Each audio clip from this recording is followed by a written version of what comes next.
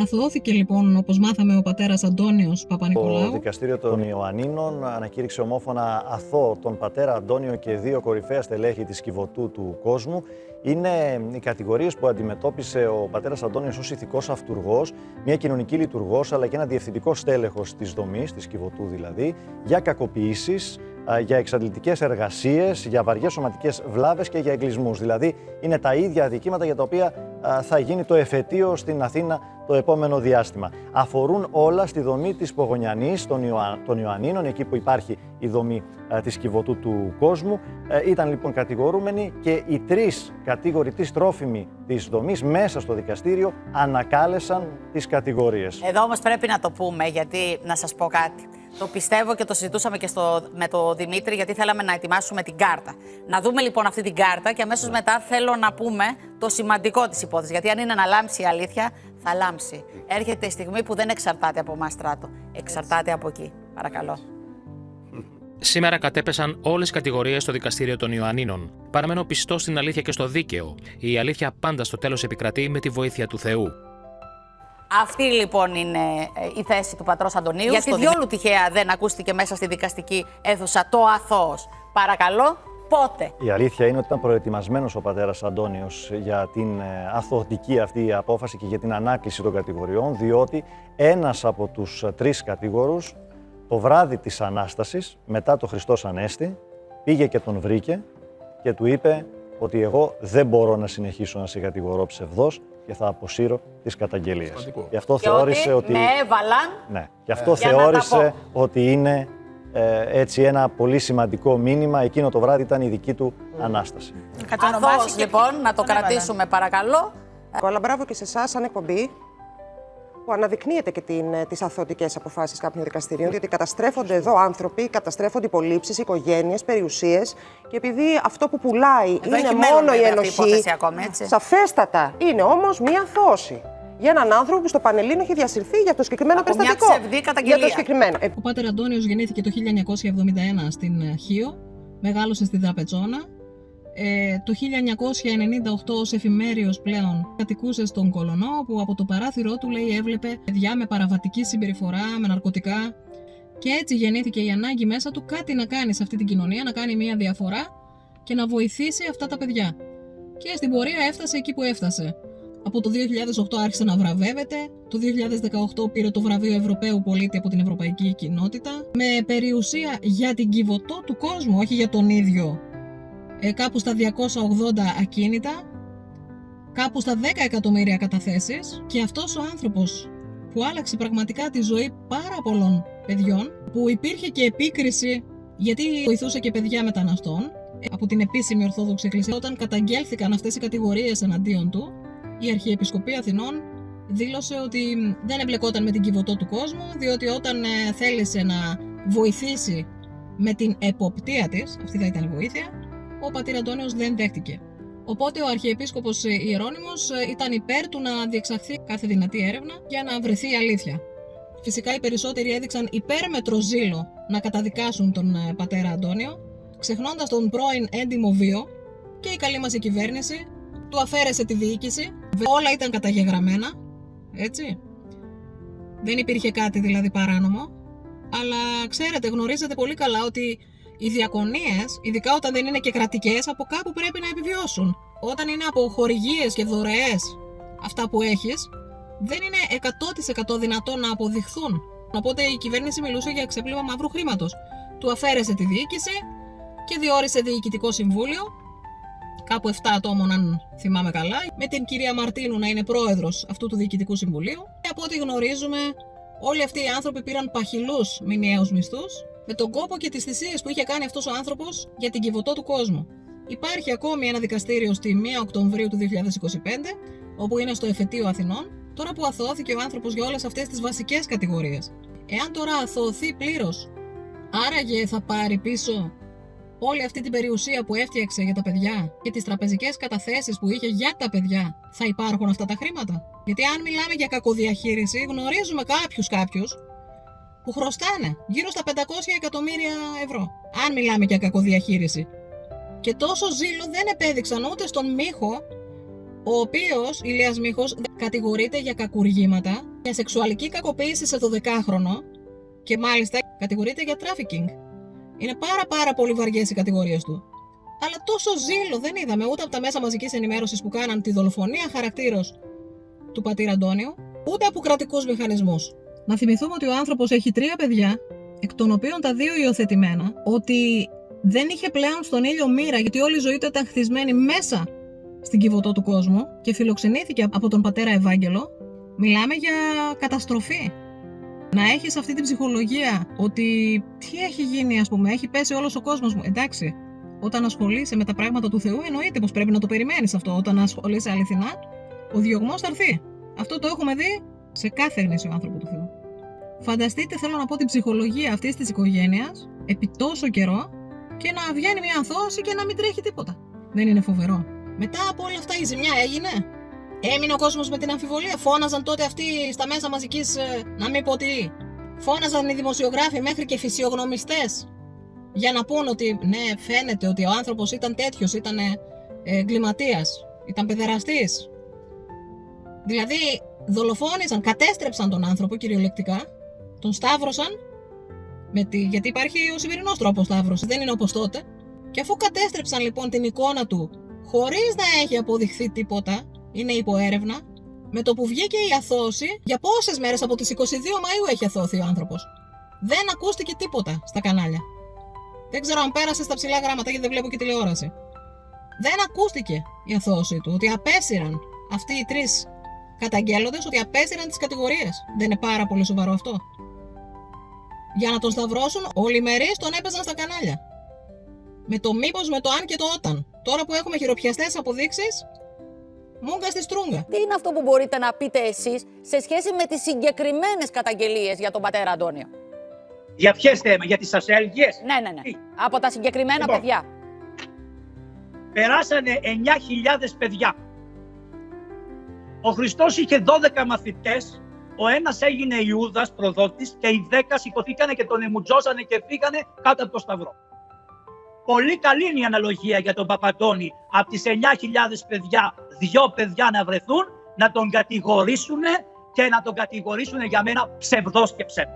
Και ο πατήρ Αντώνιος που λέτε, όταν βρέθηκε μπροστά στο πρόβλημα της φυλοποίησης, είχε 2 δρόμους. Ή τα παιδιά στη δικαιοσύνη, στο αναμορφωτήριο, στην τιμωρία, ή να κάνω, πατέρας είμαι, σας συγχωρώ, και άντε να προχωρήσουμε παρακάτω. Έκανε το δεύτερο πάντως ο πατέρας Αντώνιος, γιατί το είπαν τα παιδιά εδώ δημόσια. Το δεύτερο έκανε. Ναι. Εγώ, κυρία Ζήνα, όμως, εάν ήμουνα και μ' άκουγε, θα έκανα το πρώτο. Γιατί δεν θα βρισκόταν σε αυτή τη δύσκολη στιγμή τώρα. Καταλαβαίνετε. Αλλά... Ο πατήρ Αντώνιος είναι πολύ. Ακούστε με. Γνωρίζετε ότι η χριστιανοσύνη επιθυμεί τη συγχώρεση. Ακόμη και στο μεγαλύτερο εγκληματία. Αυτό θέλω να πω. Το γνωρίζετε, γι' αυτό το. Κυρία Ζήνα μου, αυτό ακριβώς δείχνει το μεγαλείο του ανθρώπου σε σχέση με μένα. Και κάτι άλλο. Εγώ του είπα, παπά, εάν αυτοί που κάνανε αυτό έρθουν και σου πούνε συγγνώμη, δεν πιστεύαμε ότι με αυτό που είπαμε θα καταστρέφαμε όλο αυτό το έργο. Παπά, συγγνώμη. Τι θα έκανες? Μου λέει, πάλι μέσα όπως όλοι. Αυτό είναι ήθος που δεν υπάρχει σήμερα στον κόσμο.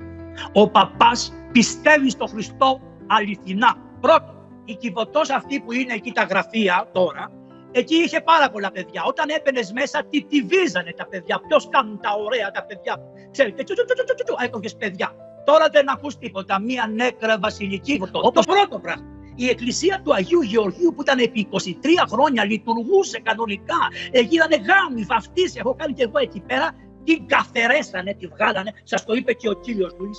Πήρανε ένα σταυρό, ο οποίος σταυρός. Όχι, δεν μας το είπε απλά ο κύριος Λούλης, γιατί πρέπει να το πω. Ναι. Του είπαμε και όταν ήρθε εδώ ο κύριος Λούλης και είπε δεν ξέρω αν συμβαίνουν, αλλά αν δεν συμβαίνουν, βγείτε δημοσίως να πείτε δεν συμβαίνουν. Από τη Μεγάλη Εβδομάδα που ήρθε μέχρι και σήμερα που συζητάμε, δεν έχει βγει κανείς να τον διαψεύσει. Ο ξένος είναι ξένος. Αυτός που το χτίσε ξέρει τι είναι εκεί πέρα. Όπως ξέρετε το σπίτι σας, το σπίτι του άλλου κτλ. Για τον Έλληνα είναι ιερό αυτό που ίδρωσε και το φτιάξε. Και του τα αρπάξανε. Κοιτάξτε, καλά κάνουν να κάνουν τα διοικητικά, να κάνουν τους ελέγχους κλπ. Γιατί πειράξανε τη βασική σκέψη και δομή με την οποία χτίστηκε η Κιβωτός. Η Κιβωτός χτίστηκε από χριστιανούς και από άλλους ανθρώπους, αλλά από ένα χριστιανό παπά. Τώρα έγινε άχρονη και άος. Ένα-ένα. Ο τέταρτος όροφος, τον οποίο έκτισε ο κύριος Νιάρχος και τον ευχαριστούμε τον Νιάρχο για όλα όσα έχει κάνει. Ο τέταρτος όροφος ήταν ένα πολύ ωραίο μεγάλος όροφος που ήταν τα παιδιά πηγαίναν εκεί, κάναν τα γενέθλιά τους, είχε μπαράκια, είχε πικ-πονγκ, είχε πώς τα λένε αυτά, που παίζουν σκάκι, τα πάντα είχε. Τώρα τι έγινε, αποθήκη. Κατεβαίνουμε το τέταρτο, πάμε στον τρίτο όροφο. Στον τρίτο όροφο είχε ένα σούπερ γυμναστήριο που το πλήρωσε ο Ορθόδοξος Σύλλογος των Αμερικάνων. Όταν λέμε σούπερ γυμναστήριο, τα είχε όλα. Όλα, ό,τι μπορεί. Το καλύτερο γυμναστήριο. Ποιος γυμναζόταν εκεί? Τα παιδιά γυμναζόταν. Διότι αν τα παιδιά δεν τα βάλεις να βγάλουν την ενέργειά τους, θα σε φαγωθούν μεταξύ τους και θα φωγώνουν τους άλλους. Τι έγινε τώρα? Γραφεία. Για ποιους? Για τους καινούριους υπαλλήλους που προσλήφθηκαν. Μπα! Δηλαδή, το νούμερο των παιδιών μειώθηκε ραγδαία και προσλαμβάνουμε σε καιρό.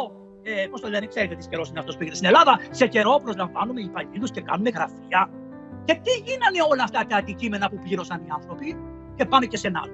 Ο πατήρ Αντώνιος εδώ και 5 χρόνια μου λέει: βρε Παπαβαγγέλη, εδώ η περιοχή είναι πολύ επιβαρημένη ιατρικά. Να κάνουμε ένα ιατρείο, ξέρετε, αυτά τα μεγάλα ιατρεία που κάνουν και οι Δήμοι. Ναι, παπά μου, πού θα τα βρούμε τα λεφτά? Μου είπανε, λέει, κάποιοι άνθρωποι ότι κάτσε και σκέψου πόσα ιατρεία πρέπει να κάνουμε, τι χώρους πρέπει να έχουμε, τι χρειάζεται για να επανδρωθεί το κάθε ιατρείο. Κάνε έναν κατάλογο, θα το πηγαίνουμε στους ανθρώπους, θα τσεκάρουν ναι ή όχι και θα το κάνουμε.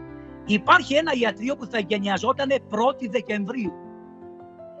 Δεν μιλάνε καθόλου γι' αυτό οι κύριοι της Κιβωτού, τώρα, της τωρινής διοικήσεως. Σε αυτό εγώ αφιέρωσα εργατόρες. Έκανα χθες ένα υπολογισμό ότι εγώ, εάν πληρωνόμουν με 3 ευρώ την ώρα που δούλευα στην Κιβωτό ως εθελοντής, θα είχα 200.000 ευρώ. Αυτή είναι η υπεραξία μου και την έχω ρίξει μέσα στην Κιβωτό και αισθάνομαι ότι μου την αρπάξανε. Την υπεραξία μου, όχι εμένα μόνο, πάρα πολλών εθελοντών. Γι' αυτό δεν πάει ούτε ένας εθελοντής πια, σου λέει. Τι λέτε? Γι' αυτό και είναι αναγκασμένοι να προσλαμβάνουν. Γιατί ο παπάς είχε και οικονομία, γιατί πηγαίνανε πάρα πολλοί εθελοντές, γιατί τον εμπιστευόντουσαν όλοι. Με άπειρα στοιχεία και το τι έργο έχει γίνει και τι έγινε το έργο. Αυτή τη στιγμή ένα τεράστιο κτίριο είναι άδειο. Είχε 100 μανάδες μέσα από την Ουκρανία και είναι μόνο 3. Δηλαδή τι γίνεται? Αφήστε, υπάρχει και κάτι άλλο που έχουμε μάθει, όπου φαίνεται, Μαρία μου, ότι υπάρχουν κάποια παιδάκια που δόθηκαν πολύ γρήγορα σε αναδοχή. Βεβαίως, υπήρχαν 11 παιδάκια προνηπιακής ηλικίας και αυτή τη στιγμή είναι 2. Μέσα σε 4 μήνες πώς δόθηκαν τόσα παιδιά σε αναδοχή, με ποιες διαδικασίες? Είναι κακό αυτό. Όχι, ανησυχεί ρώτησα. Ρωτάω με ποιες διαδικασίες. Το έχετε μάθει εσείς αυτό, πατέρα Ευάγγελε, για τα νηπιάκια? Εγώ ξέρω κάτι χειρότερο που θα έπρεπε να το διερευνήσετε. Κάποιου γνωστού που είναι υπεύθυνος όλες αυτές τις υποθέσεις παρέκαμψε τη σειρά με ταχύτητα για να πάρει ένα κοριτσάκι. Αλλιώς, δηλαδή, ένας άνθρωπος που θα ερχόταν να σας πει, ένα παιδί, ότι έκλεψα, να τον δώσετε στα χέρια της δικαιοσύνης? Σας ερωτώ. Κοιτάξτε, πολύ ωραία ερώτηση.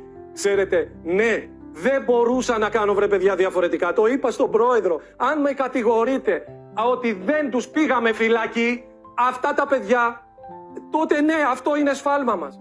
Γιατί δεν τους πήγα? Εγώ θα έπρεπε να θετήσω όλες μου τις αρχές. Εγώ τους έλεγα, έπεσες, σήκω. 1000 φορές έπεσες, 1000 μίες σήκω.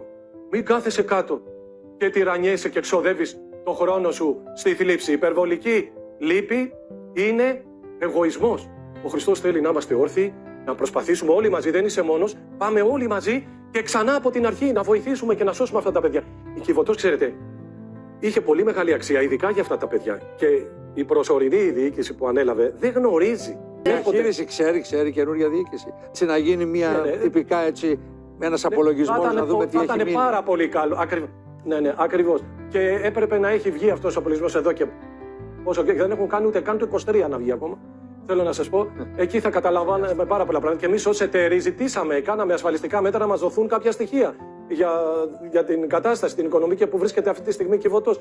Όταν μαθαίνουμε ότι οι μισθοί που δίδονται μιλάμε εξωφρενικοί, όταν για τη δική μας διευθύντρια δεν ξεπερνούσαν τα 1.000 ευρώ, ξαφνικά ακούμε κάτι για 7.000, για 7.500, για 5.000. Εγώ πιστεύω ότι διαχειρίζονται αυτή τη στιγμή το λουκέτο της Κιβωτού με απότερο σκοπό να διαμοιραστούν και τα ημάτια, την περιουσία δηλαδή προς τα ακίνητα. Δεν υπήρχε περίπτωση να αρπάξουν την Κιβωτό χωρίς αυτές τις συγκεκριμένες κατηγορίες. Πιστεύω ότι ήταν ο μόνος τρόπος. Γιατί όλα θα τα παλεύαμε. Τα παιδιά αυτά μας έρχονταν με εισαγγελική παραγγελία. Όλα αυτά τα παιδιά Άρα το κράτος σας τα έστελνε. Το κράτος μας τα έστελνε, ναι, βέβαια. Ήταν από τι οικογένειες, από κακοποιητικά περιβάλλοντα, για να καταλάβουμε λίγο το background. Από κακοποιητικά περιβάλλοντα, από παραβατικούς γονείς. Πολύ δύσκολα παιδιά που είχαν μάθει να επιβιώνουν, ξέρετε, πολλά από αυτά ακόμα και στο δρόμο. Και η εισαγγελία, μη έχοντας, ας πούμε, δομές ειδικές, ειδικά για τέτοια παιδιά παραβατικά, γιατί πολλές φορές εμείς είχαμε τις ενστάσεις μας ότι δεν είμαστε το κατάλληλο πλαίσιο να μπορέσουμε να φιλοξενήσουμε τέτοια παιδιά.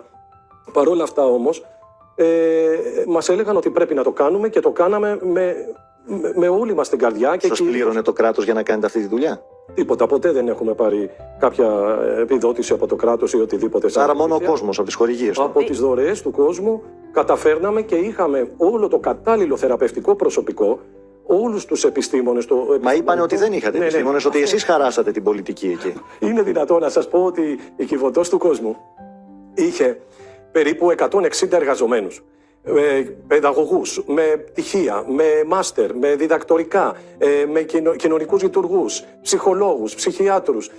Όλο το κατάλληλο επιστημονικό προσωπικό, γιατί δεν είναι, έβγαινα αρκετές φορές και έδινα συνεντεύξεις στον κόσμο και κυρίως όλο αυτόν τον κόσμο που μας βοηθάει και θέλαμε να τον κάνουμε κοινωνό στο έργο μας, γιατί η Κιβωτός του κόσμου ήταν μια κατεξοχήν εξωστρεφής οργάνωση, όπου μέσα σε αυτήν έμπαιναν εκατοντάδες άνθρωποι να διαβάσουν τα παιδιά, να συνοδεύσουν σε διάφορες θεραπείες που χρειάζονταν και επίσης καθηγητές, δάσκαλοι, επιστήμονες που ήταν όλοι αυτοί εθελοντικά και μας βοηθούσαν. Τα παιδιά είχαν πάρα πολλές δραστηριότητες εξωτερικά. Να σας πω, είχαμε ομάδες ποδοσφαίρου, ομάδες μπάσκετ μέσα στο τοπικό πρωτάθλημα των Αθηνών. Πόσα χρόνια σας κατηγόρησε κανένας από αυτούς? Δηλαδή ένας εθελοντής που λέτε ότι έμπαιναν εκεί. Πέρασαν πόσα παιδιά από τα χέρια σας? Πέρασαν χιλιάδες, να σας πω πάνω από 10.000 παιδιά. Ωραία, άρα δεν σας είχε κατηγορήσει κανείς μέχρι ποια περίοδο? Μέχρι την περίοδο που έγινε η κλοπή στο Βόλο, δεν υπήρχε το παραμικρό. Ξαφνικά, μετά την κλοπή τη συγκεκριμένη στο Βόλο, τα συγκεκριμένα άτομα που μας κατηγορούν τώρα, που έλαβαν μέρος σε αυτή την κλοπή, άρχισαν να λένε ότι ο τάδε μου έριξε ένα χαστούκι ή με έσπρωξε ή μου έκανε, αν δείτε τις μαρτυρίες, είναι εντελώς διαφορετικές. Θεωρώ ότι ήθελαν να πάρουν τα παιδιά, 15 εκατομμύρια αφήσαμε πίσω και την περιουσία όπου αυτή τη στιγμή γίνεται μια προσπάθεια να μας αποκλείσουν και από τα εταιρικά δικαιώματα, ούτως ώστε να μπορούν και την περιουσία να εκποίησουν. Αυτό που κατηγορούμαστε, πραγματικά ψάχνανε 2 χρόνια να βρουν και μίλησαν ότι υπάρχει υπεξαίρεση από την πλευρά της πρεσβυτέρας ενός ποσού, το οποίο κατήχαμε στη δομή για τα λειτουργικά έξοδα, και από εκεί και πέρα, όταν ήρθε η οικονομική αστυνομία μέσα στη δομή να ψάξει, τους παραδώσαμε και μας ρώτησαν αν υπάρχουν χρήματα να μας δηλώσετε. Αμέσως η πρεσβυτέρα τους υπέδειξε το ποσό αυτό, το οποίο, ξέρετε, ήταν καταγεγραμμένο στο λογιστήριο. Δεν ήταν ένα ποσό που δεν υπάρχει, ήταν καταγεγραμμένο στο λογιστήριο, υπήρχε μέσα στη δομή για να μπορεί να δίνει για τα τρέχοντα έξοδα. Πού είναι σήμερα το ποσό? Αυτό είναι στο παρακαταθήκων και δανείων. Το έχουν καταθέσει εκεί. Ακριβώς. Και μάλιστα αυτό σημειώθηκε από την εταιρεία που έκανε τον έλεγχο, ότι είναι υπεξαίρεση. Επειδή δεν είναι στα ταμεία. Όχι απλά δεν λείπει το παραμικρό, είναι και πλεόνασμα. Να σας πω ότι είπαν ότι τρώω από το φαγητό της Κιβωτού.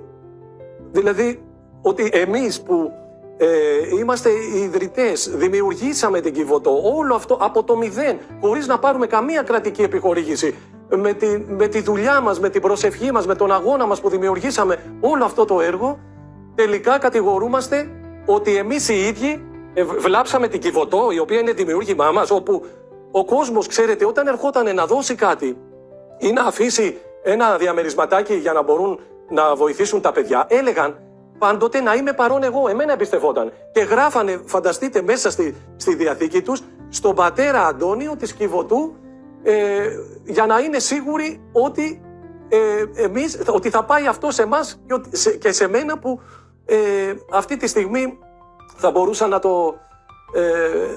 να δώσω σε αυτούς τους ανθρώπους την εμπιστοσύνη αυτή. Είναι τραγικό να λέμε ότι εμείς οι ίδιοι που δημιουργήσαμε αυτή την περιουσία για να φροντίσουμε αυτά τα παιδιά και στο μέλλον μετά από μας, ότι εμείς εκμεταλλευόμασταν να ζήσουμε με πολυτέλεια. Ήρθε η οικονομική αστυνομία μέσα στο σπίτι μας. Και ένα διάρρη το οποίο ήταν μέσα στην Κιβωτό, μέσα στο κτίριο που εκεί δεν έμεναν παιδιά. Και οι άνθρωποι προσπαθούσαν να μεταδώσουν προς τα έξω στους ανωτέρους τους και να τους περιγράψουν πώς είναι αυτό το σπίτι. 5-6 φορές περιέγραφε ο άνθρωπος ότι είναι ένα δωμάτιο, 2 δωμάτια και η κουζίνα και η τραπεζαρία. Ρωτούσαν από την άλλη γραμμή αν υπήρχε πισίνα. Ναι, πού είναι η πισίνα, αν υπάρχει, ξέρω εγώ, μα σας είπα, του λέει, 1 δωμάτιο, 2 και μάλιστα μέναμε μέσα. Πού, μέσα εκεί, σε αυτή τη διακονία μας.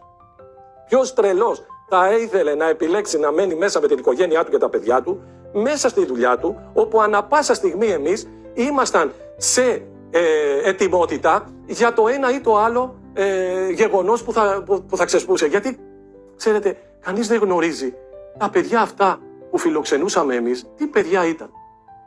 Μιλάμε για παιδιά από παραβατικούς γονείς. Μιλάμε για παιδιά που προέρχονταν από κακοποιητικά περιβάλλοντα.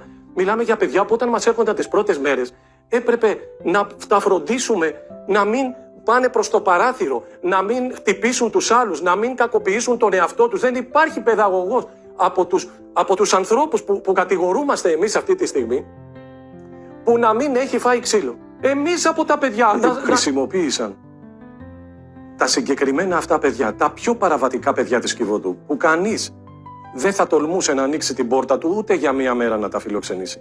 Λόγω της μεγάλης κλοπής που έγινε στο Βόλο και κρεμούν δικαστήρια για τη συγκεκριμένη υπόθεση, χρησιμοποιήθηκαν αυτά τα παιδιά για να πουν όλα αυτά τα ψέματα. Είναι τραγικό για έναν άνθρωπο να δολοφονείται ο χαρακτήρας του. Πόρτα μας οι εισαγγελείς, αυτοί που ήξεραν πόσο καλή δουλειά κάναμε στην Κιβωτό και μας είχαν σε προτεραιότητα πάντοτε για να φέρνουν παιδιά σε εμάς, γιατί εμείς εκτός από όλα τα άλλα ασκούσαμε και τη θεραπεία του τραύματος, δηλαδή βοηθούσαμε τα παιδιά να θεραπευτούν και τα έφερναν σε εμάς. Δεν ήξεραν άραγες ότι εμείς δεν είχαμε, δηλαδή, όπως λένε ψέματα, το κατάλληλο επιστημονικό προσωπικό. Ήμασταν από τις καλύτερες οργανώσεις που υπήρχαν στην Ελλάδα πάνω στη μέρημνα του παιδιού που βρίσκεται σε ανάγκη και σε κίνδυνο. Όλοι αυτοί οι άνθρωποι, όλοι αυτοί οι εισαγγελείς δεν γνώριζαν το έργο που κάναμε. Δεν καλούσαμε εμείς τον εκάστοτε εισαγγελέα ανηλίκων να έρθει στο χώρο μας, να φάει μαζί με τα παιδιά, να δει τα παιδιά. Το κάναμε, ήταν δική μας τακτική αυτό, τον εκάστοτε εισαγγελέα που αναλάμβανε να τον καλούμε και να έρχεται να μιλάει, να βλέπει τα παιδιά. Χιλιάδες εθελοντές μπαίνανε, βγαίνανε, κόσμος. Τα παιδιά ερχόντουσαν σε επικοινωνία με πάρα πολύ κόσμο, από το σχολείο τους, από φροντιστήρια, από τις αθλητικές τους δραστηριότητες.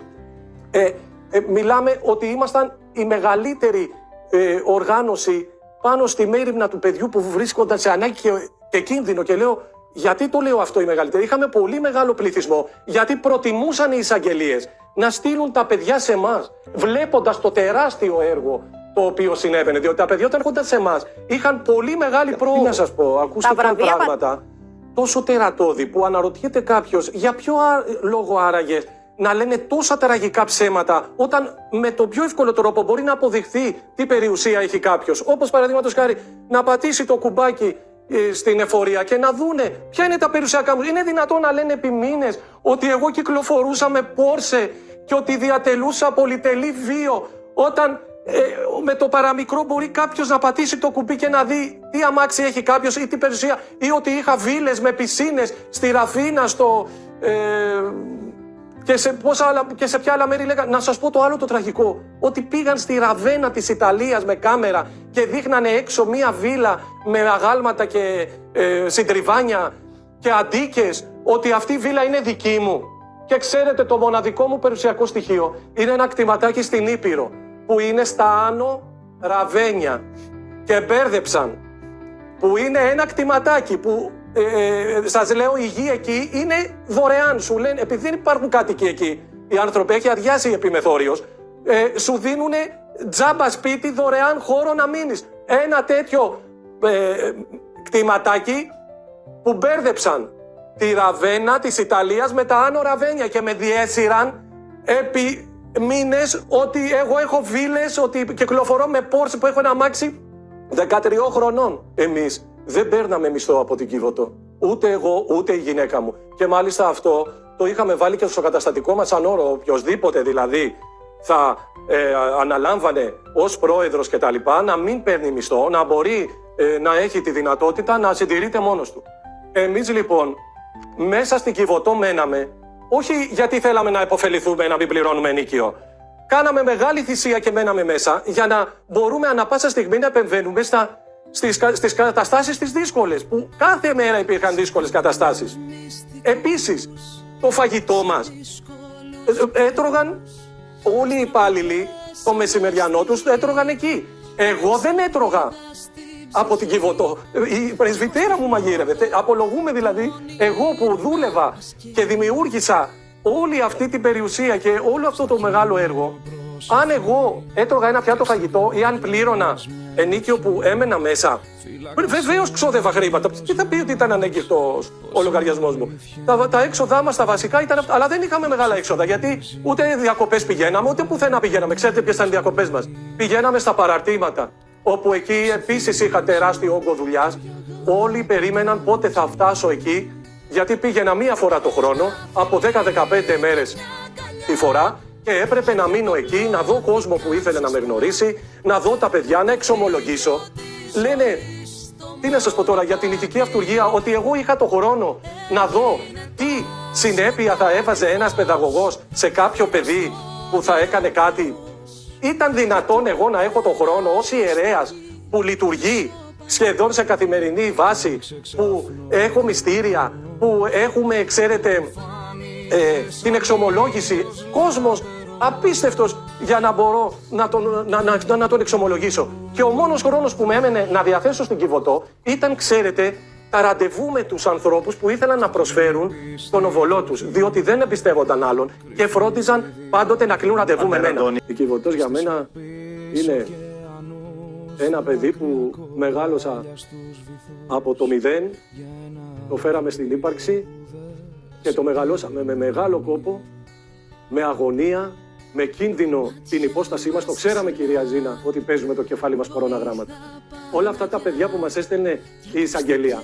Ποιος θα άνοιγε? Εγώ τα έχω πει, αν ανατρέξει κάποιος σε κάποιες από τις συνεντεύξεις μου, θα ακούσει αυτό που λέω αυτή τη στιγμή. Ποιος θα, λέω, το μεγάλο έργο που εμείς προσφέρουμε στην κοινωνία είναι ότι όλα αυτά τα παιδιά, τα οποία τα γύριζαν μέσα στην κοινωνία και τα κάνανε τόσο κακό στον κόσμο έξω και στα παιδιά των άλλων ανθρώπων, αυτή τη στιγμή εμείς τα θεραπεύουμε. Η θεραπεία όμως, ξέρετε, δεν αλλάζει το χαρακτήρα του ανθρώπου.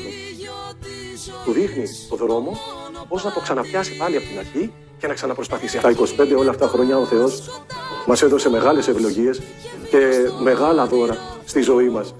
Και τώρα είμαστε σε αυτή τη θέση να αποδείξουμε αν όντως ήμασταν άξιοι για όλα αυτά, γιατί την πίστη μας πραγματικά τη δείχνουμε στις δύσκολες στιγμές. Και εμείς δοξάζουμε τον Θεό, πιστεύουμε σε αυτό, τον εμπιστευόμαστε και ξέρουμε ότι ο Θεός δεν ευλογεί το άδικο και ότι πραγματικά θα δικαιωθούμε στο τέλος. Θα τονίσω ότι για κανέναν δεν είναι ποτέ αργά για να μετανοήσει. Και εύχομαι πραγματικά να αποδοθεί και να λάμψει η αλήθεια σε κάθε τέτοια υπόθεση. Σε ευχαριστώ που για άλλη μια φορά παρακολούθησες το κανάλι μου. Είμαι η Μαρία Δασκαλάκη.